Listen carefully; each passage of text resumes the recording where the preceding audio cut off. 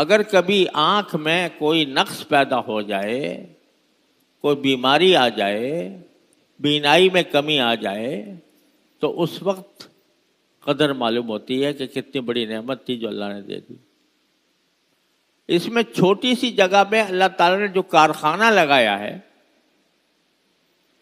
ہمیں دیکھنے کی نعمت عطا فرمانے کے لیے، وہ کارخانہ ایسا ہے کہ سارے سائنٹسٹ اس کو ابھی تک مکمل دریافت نہیں کر پائے۔ اس کے اندر اتنے اللہ تعالیٰ نے قرنیہ اس میں ہے، پردہ اس میں ہے، اور خدا جانے کتنی چیزیں اللہ تعالیٰ نے اس کے اندر رکھی ہیں، تب ہم اس آنکھ سے کچھ دیکھ پاتے ہیں۔ مجھے آنکھ کے ایک ڈاکٹر نے بتایا کہ جو آنکھ کے مختلف شعبے ہیں، اسپیشلائزیشن کے شعبے، یعنی جو آنکھ کے ماہر ڈاکٹر ہوتے ہیں، خاص طور پر آنکھ کے، وہ 11 قسموں کے ہوتے ہیں۔ یعنی کوئی آدمی کسی ایک پہلو کا اسپیشلسٹ ہے، کوئی دوسرے پہلو کا، کوئی تیسرے پہلو کا، اس طرح 11 مختلف اسپیشلائزیشنز ہوتی ہیں آنکھ کا علاج کرنے کے لیے اور آنکھ کی حفاظت کرنے کے لیے۔ ایسا کارخانہ لانے لگا دیا چھوٹی سی جگہ میں۔ جب انسان اندھیرے میں ہوتا ہے تو اس وقت آنکھ جو ہے وہ پھیلتی ہے، جب روشنی میں آتا ہے تو سکڑتی ہے خود بخود۔ جب اندھیرے میں ہوگا تو وہ پھیلے گی تاکہ اس اندھیرے کا بھی کچھ حصہ نظر آئے۔ یہ بجائے آپ ایک دم سے اندھیرے میں چلے جاؤ، اس وقت تو بالکل گھپ اندھیرا ہوگا، کچھ نظر نہیں آ رہا ہوگا۔ چند لمحوں کے بعد آپ کو کچھ نہ کچھ نظر آنا شروع ہو جائے گا۔ کیوں؟ اللہ تعالیٰ اس کو پھیلا دیتے ہیں اندھیرے میں۔ اگر وہ پھیلی رہے اور دن کی روشنی میں آ گئے آپ، یا دن کی یا لائٹ کی کسی بھی روشنی میں آ گئے، تو وہ آپ پوری طرح روشنی میں چیزیں دیکھ نہیں پائیں گے، لہذا اللہ تعالیٰ اس کو سکیڑ دیتے ہیں۔ اور اس پھیلانے سکیڑنے میں جو آنکھ کی رگیں ہیں وہ کئی میل کا فاصلہ طے کرتی ہیں۔ یہ میں نے ایک آنکھ کے ڈاکٹر کی کتاب میں پڑھا تھا۔ یہ خود بخود ہو رہا ہے کام، اور اس میں اگر ذرا بھی کوئی رکاوٹ پیدا ہو جائے تو آنکھ اپنا کام کرنا چھوڑ دے، کچھ نظر نہ آئے۔ ایسی نعمت اللہ نے دے رکھی ہے، اور ایک کے بدلے 2 دے رکھے۔ علم جعل لہ عینین، قرآن کہتا ہے کیا ہم نے تمہیں 2 آنکھیں نہیں دی؟ تو یہ آنکھوں کی نعمت اللہ تعالیٰ کی ہے، تو اس اللہ تعالیٰ کی اس نعمت کا شکر یہ ہے کہ اس آنکھ کی نعمت کو نیک کاموں میں استعمال کرو اور اللہ کی نافرمانی میں استعمال سے بچاؤ اس کو۔ یہ شکر کی اصل حقیقت ہے۔ اس نعمت کو استعمال کرو ایسی جگہ جو اللہ تعالیٰ کی رضا کی جگہ ہے۔ مثال کے طور پر والدین پر محبت کی کسے دیکھو، والدین کی طرف نگاہ کرو محبت کے ساتھ، تو والدین کو محبت کی نگاہ سے دیکھنا، یہ بعض روایات میں یہ آیا ہے کہ یہ ایک حج اور عمرے کے برابر ہے۔ ایک لمحے میں آپ نے آنکھ کو اللہ تعالیٰ کی رضا کے لیے استعمال کر لیا، والدین کو دیکھ لیا، تو اس سے کیا ہوا کہ آپ کو ایسا اتنا ثواب مل گیا جیسے ایک حج اور ایک عمرہ کر کے ملتا۔ بعض روایات میں یہ آیا ہے کہ جب وہ روایت ذرا سندن کمزور ہے لیکن معنی کے اعتبار سے صحیح ہے کہ جب کوئی شوہر اپنی بیوی کو محبت کی نگاہ سے دیکھتا ہے اور بیوی اپنے شوہر کو محبت کی نگاہ سے دیکھتی ہے تو دونوں کو اللہ رحمت کی نگاہ سے دیکھتا ہے. دونوں کو اللہ رحمت کی نگاہ سے دیکھتے ہیں. یہ نگاہ کا یہ استعمال یہ عملی شکر ہے. یعنی آنکھ کی نعمت کا عملی شکر یہ ہے کہ اس کو ان چیزوں میں استعمال کرو جو اللہ کو راضی کرنے والی ہیں. کسی شخص کے اوپر، کسی بھی انسان پر محبت کی نگاہ سے دیکھنا، ترس کھا کر دیکھنا. کسی کو تم مصیبت میں دیکھ رہے ہو، تکلیف میں دیکھ رہے ہو، تو اس کو اس تکلیف میں دیکھ کر دل میں اس کے لیے ہمدردی پیدا کرنا، یہ آنکھ کا وہ استعمال ہے کہ جو اللہ کو راضی کرتا ہے. قرآن کریم کو صرف دیکھنا، پڑھنا تو بعد کی بات ہے، عمل کرنا بھی بعد کی بات ہے. قرآن کریم کو صرف دیکھنے سے ثواب ملتا ہے، اللہ تعالیٰ راضی ہوتا ہے. کعبے کو اور کوئی عبادت نہیں کر رہا، آدمی مسجد حرام میں صرف کعبے کو دیکھ رہا ہے تو دیکھنا بھی عبادت ہے، اس پر بھی اجر و ثواب مل رہا ہے. تو چونکہ آنکھ کو ایسی جگہ استعمال کیا جا رہا ہے جو اللہ تعالیٰ کی رضا کے مطابق ہے، تو یہ آنکھ کا شکر ہے کہ آپ نے اس کو آنکھ کو ایسی جگہ استعمال کیا. اس کے برخلاف ناشکری، بڑی بدترین ناشکری یہ ہے کہ اس نعمت کو ایسے کام میں استعمال کرو جس سے اللہ نے منع کیا. ایک مرد کے لیے اللہ تعالیٰ نے اس بات کو منع کیا ہے کہ کسی نامحرم عورت کو لذت لینے کے لیے دیکھے، اس سے منع کیا. تو اب وہ آنکھ جی اتنی بڑی نعمت ہے اللہ تبارک و تعالیٰ کی، اس کو اگر اللہ کی رضا کے خلاف، اس کی مرضی کے خلاف، اس کے حکم کے خلاف استعمال کیا جا رہا ہے تو اس سے بڑی ناشکری کیا ہوگی. اور یہ فتنہ ہمارے دور میں بہت بڑھ گیا. آنکھ کو محفوظ رکھنا ہر ایسی چیز کے دیکھنے سے جس سے اللہ ناراض ہوتا ہو. نامحرم پر یا اس کی تصویر پر نگاہ کرنا لذت لینے کے لیے یہ بہت بڑی ناشکری ہے. لہذا اس نعمت کا شکر یہ ہے کہ اس ناشکری سے انسان اپنے آپ کو بچائے. آج کل گھر گھر ہر ایک کے ہاتھ میں موبائل ہے، اور موبائل کے اندر فتنوں کا اور شیطانی اثرات کا ایک جہان آباد ہے. اب یہاں امتحان ہے میرا اور آپ کا کہ آپ اپنی آنکھ کو اس موبائل کے ناجائز مناظر دیکھنے میں استعمال کر رہے ہو. تو شرم آنی چاہیے کہ اللہ تبارک و تعالیٰ نے اتنی بڑی نعمت ہمیں دی ہے جس سے ہم بہت سا ثواب اکٹھا کر سکتے ہیں اور جو اللہ تعالیٰ کو راضی کرنے کا بہترین ذریعہ ہو سکتا ہے، لیکن ہم نے اس کو استعمال کر لیا اللہ کی نافرمانی میں. آپ تصور کرو کہ اگر کوئی شخص آپ کو اپنی گاڑی دے دے کہ بھئی تم اپنے جائز استعمال میں اس کو لے آؤ، آپ اس کی گاڑی میں بیٹھ کر اس کے گھر چوری کرنے جائیں. جس نے آپ کو گاڑی دی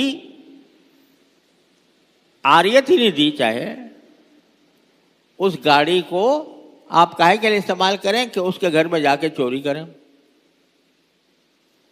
اس سے بڑی ناشکری کیا ہوگی کہ آپ اس کی دی ہوئی نعمت کو استعمال کر رہے ہیں اس سے غداری کر کے، اس گاڑی کو استعمال کرتے ہیں اس کے خلاف کوئی سازش کرنے کے لیے. تو آپ سوچو جو کوئی یہ کام کرے گا تو اس کو کوئی اچھا سمجھے گا؟ اس پر غصہ آئے گا کہ اللہ کے بندے، ایک انسان نے تم پر احسان کیا تھا، احسان کر کے تمہیں نعمت دے دی تھی، تو تم کو چاہیے تھا کہ اس کے فائدے میں اس کو استعمال کرتے. چلو اس کے فائدے میں نہیں، اپنے ہی فائدے میں استعمال کر لیتے، لیکن جا کے اس کے گھر پر ڈاکہ ڈال رہا ہے اس گاڑی میں بیٹھ کر. تو یہ کتنا بڑا زبردست جرم ہوگا. یہی حال ہمارا ہے. یہ ہمیں اللہ نے آنکھ دے دی ہے، اتنی بڑی نعمت دے دی ہے جو لاکھوں کروڑوں اربوں روپیہ خرچ کر کے نہیں مل سکتی، مفت دے دی آپ. اب ہم اس کو استعمال کریں اللہ کے خلاف بغاوت کرنے کے لیے، اللہ کے حکم سے بغاوت کرنے کے لیے. کتنی بڑی ناشکری ہوگی. تو اللہ کی اس نعمت کا شکر یہ ہے کہ اس کو صحیح مصرف میں استعمال کریں. اس کے ذریعے آپ جنت کے میں نیکیوں کا، جنت کی نعمتوں کا ڈھیر لگا سکتے ہیں ان طریقوں سے جو میں نے ابھی بتائے. لیکن آپ اگر اس کو استعمال کریں اللہ کے ساتھ بغاوت میں، اللہ تعالیٰ منع کر رہا ہے میری اس نعمت کو اس کام میں استعمال نہ کرنا، مگر ہم اس کو استعمال کر رہے ہیں. پھر ایک فرق یہ ہے کہ میں جو مثال دی نا آپ کو کہ گاڑی کسی نے دی تھی، احسان کیا تھا، تو اس احسان کا بدلہ آپ نے چکایا کہ اس میں جا کر اس کے گھر پر ڈاکہ ڈال دیا. اچھا، اس میں تو یہ بات ہے کہ جب آپ ڈاکہ ڈال رہے ہو تو اس سے چھپ کر ڈالو گے، اس سے چھپ کر ڈاکہ ڈالو گے نا، چپکے سے ڈالو گے جس سے اس کو پتہ بھی نہ چلے اور جا کے اس کے گھر کا مال لوٹ کے چلے آؤ. لیکن اگر وہ دیکھ رہا ہو پتہ ہے کہ وہ دیکھ رہا ہے مجھے، اس کے بعد اس کے دیکھتے ہوئے اس کی آنکھوں کے نیچے تم اس کے خلاف بغاوت کرو، جا کر وہاں پر ڈاکہ ڈالو، تو یہ اس سے بھی زیادہ بدترین بات ہے نا. تو اللہ تبارک و تعالیٰ نے جو نعمت دی ہے وہ صرف دے ہی نہیں دی بلکہ ہر لمحے تمہیں دیکھ رہا ہے.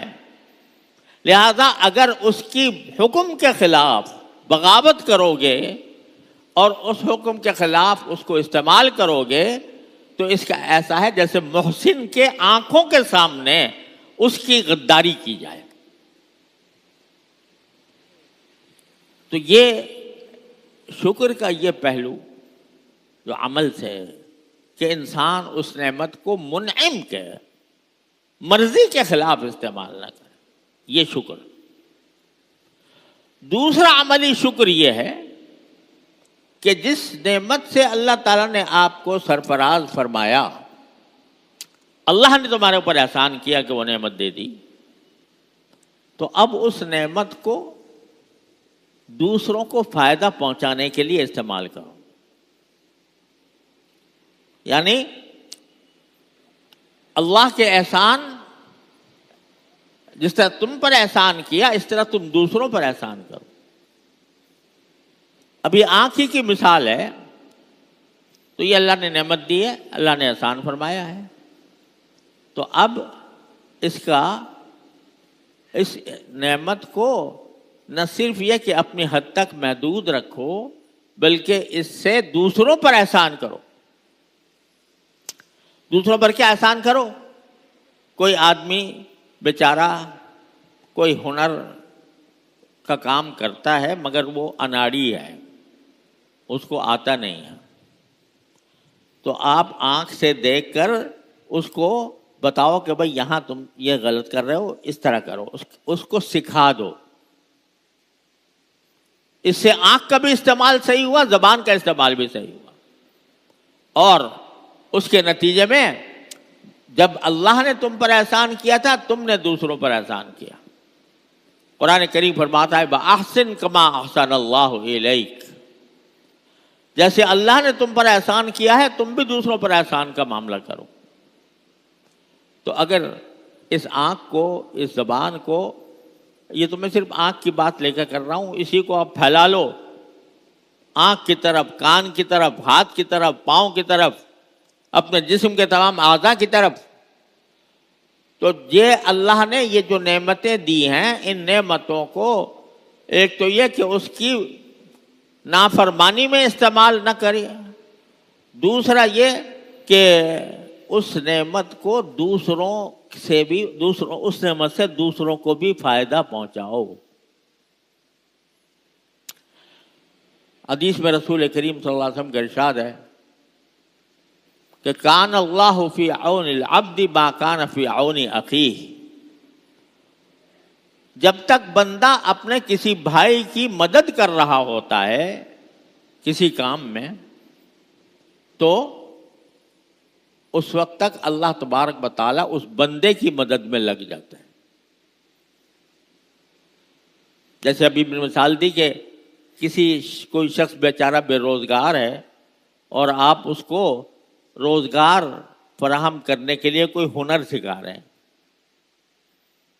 تو یہ کام کر لو اور اس طرح کرو، تو اللہ تبارک و تعالیٰ کو یہ عمل بے انتہا محبوب ہے، اور اس سے اللہ تعالیٰ کی دی ہوئی نعمت کا عملی شکر ادا ہو رہا ہے۔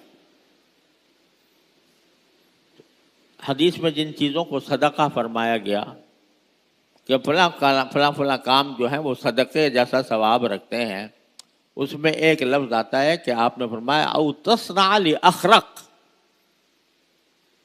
یعنی ایک شخص کوئی کاریگر بننا چاہتا ہے مگر اناڑی ہے، اس کو وہ کام آتا نہیں ہے، تم اس کو وہ کام سکھا دو، یا وہ کوئی چیز بنانا چاہ رہا ہے اس سے بن نہیں رہی تم اس کی مدد کر دو، یہ بھی بہت بڑا صدقہ ہے اور اس کا بھی بڑا اجر و ثواب ہے۔ تو اللہ تعالیٰ کی نعمتوں پر عملی شکر کرنے کے دو معنی ہوئے ہیں۔